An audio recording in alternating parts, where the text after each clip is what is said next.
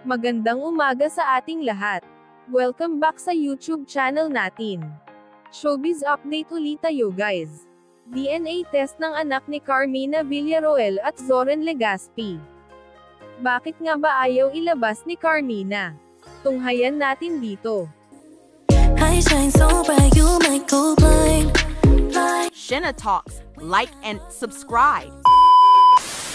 Usap-usapan ang kontrobersyal na DNA test ng anak ni Zoren Legaspi at Carmina Villaroel sa social media. Bakit nga ba ayaw ilabas ni Carmina ang DNA test ng kambal nila na si Cassie at Mavi?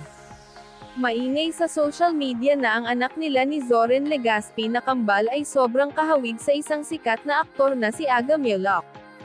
At dahil dito napatanong ang mga netizen dito, sino nga ba ang ama ng kambal na si Cassie at Mavi?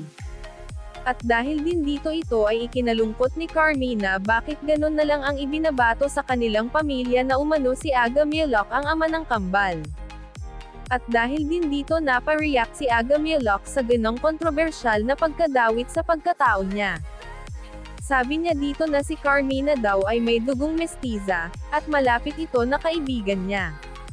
Ayon sa kanya, huwag naman nating sirain ang paglaki ng mga bata at ang magandang pamilya na kanilang nabuo.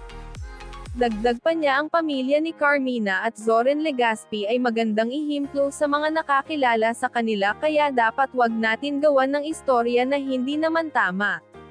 Sabi naman ng mga netizen bakit naman daw hindi na lang ilabas ang DNA test para manahimik na ang lahat.